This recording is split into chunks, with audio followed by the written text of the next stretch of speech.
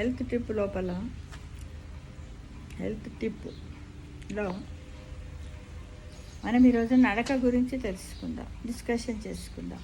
ఎవరు ఎంత నడవాలి, ఏ ఏజ్ వాళ్ళు ఎప్పుడు నడవాలి, నడవడం వల్ల లాభాలు ఏమిటి అనే విషయం గురించి తెలుసుకుందాం ఫ్రెండ్స్.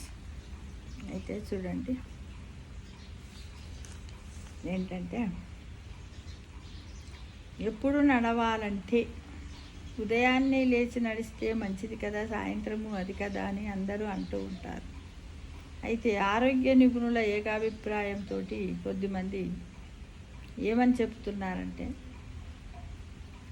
నీవు ఎప్పుడు సాయంత్రం నడిచినా పర్వాలేదు, ఉదయం నడిచినా పర్వాలేదు, ఎలాగూ మన జీవితంలో విడదీయరాని భాగంగా మార్చుకోవాలని ఈ నడకను ఒక సలహా ఇస్తున్నారు. సమయం చిక్కినప్పుడు అటు ఇటు నడుస్తూ ఉండటం వల్ల కూడా క్యాలరీలు తగ్గుతూ ఉంటాయి ఫ్రెండ్స్.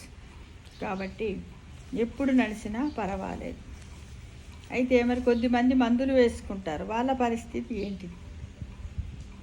సాధారణంగా చాలామంది ఉదయాన్నే బీపీ గోళీలు వేసుకుంటారు. ఉదయమే వేసుకున్న వాళ్ళైతే ఉదయం ఎక్కువగా నడవద్దు. అంతేకాకుండా చాలామంది ఉదయాన్నే 5 గంటలకే లేచి నడకను ప్రారంభిస్తారు. దీనివల్ల శరీరం అలసిపోతుంది, కానీ ఉదయం సూర్యుడి నుంచి వచ్చే డి విటమిన్ లభించదు. సూర్యుడు అస్తమించడం ప్రారంభించిన తర్వాత నడిస్తే మంచిది. దీనివల్ల సూర్యరశ్మి నేరుగా శరీరంపై పడదు. మనకు కొంత వరకు విటమిన్ డి కూడా లభించే అవకాశాలు ఉంటాయి ఫ్రెండ్స్. అయితే ఇంకా ఎవరు ఎంత నడవచ్చు, మహిళలు ఇలా ఎంత నడవాలా, పురుషులు ఎంత నడవాలా అనే దాని గురించి తెలుసుకుందాం. మహిళలు 30 నుంచి 40 ఏళ్ళ వాళ్ళైతే 12,000 అడుగులు నడవాలి. 40 నుంచి 50 ఏళ్ళలో అయితే 11,000 అడుగులు.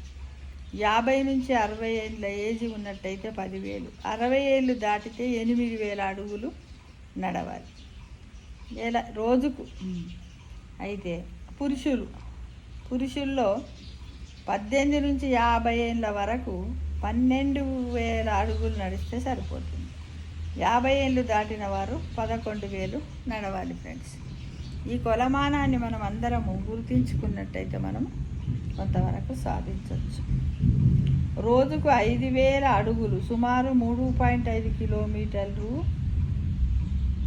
వేసినట్టయితే జీవనశైలి వచ్చే జబ్బులు రావు. 10,000 అడుగులు వేయగలిగితే బీపీ, మధుమేహం, షుగర్ లాంటి జబ్బులు కూడా రావు.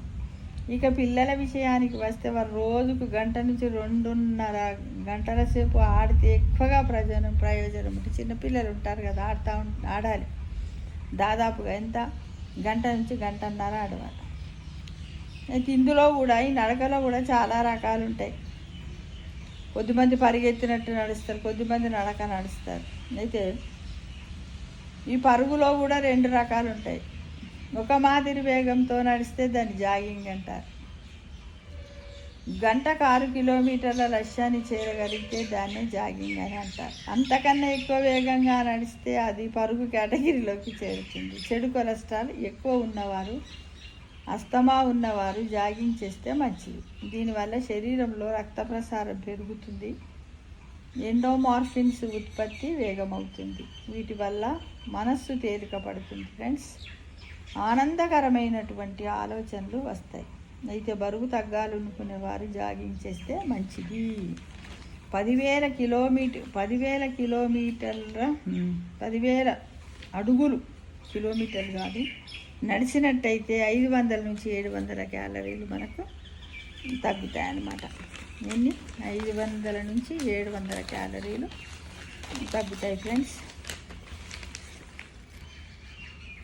10,000 అడుగులు వేస్తే 350 నుంచి 500 క్యాలరీలు తగ్గుతాయి. అంటే ఈ విధంగా నడవడం వల్ల మనకి ఏమి జరుగుతుందంటే, మన రక్త ప్రసరణ వ్యవస్థ, అస్తమా లాంటివి, షుగర్ వ్యాధులు, ఇంకేమన్నా అంటువ్యాధులు లాంటివి మనకు దరి చేరకుండా మనకు ఇమ్యూనిటీ పవర్ కూడా పెరుగుతుంది. కాకపోతే దీన్ని ఏంటంటే మనము నిత్య జీవితంలో ఒక భాగంగా చేసుకోవాలి. మన ఆహారాన్ని ఎలా తింటాము, గాలిని ఎలా పీల్చుకుంటాము, అదేవిధంగా మన మార్నింగ్ డైలీ టైం టేబుల్లో దీన్ని చేసుకున్నట్టయితే మనకు అంత పెద్ద ఇబ్బంది ఏమీ ఉండదు. ఎందుకంటే ఆ టైం రాగానే అమ్మో ఈరోజు వెళ్ళాలి చెయ్యాలి, వర్షం వచ్చినప్పటికి కూడా మనం ఇంట్లో తిరుగుతూ ఉంటాము. ఇలా మనస్సుంటే మార్గం ఉండకపోదు కదా ఫ్రెండ్స్. తప్పకుండా అందరు ప్రయత్నించాలని ఆశిస్తూ థ్యాంక్ యూ.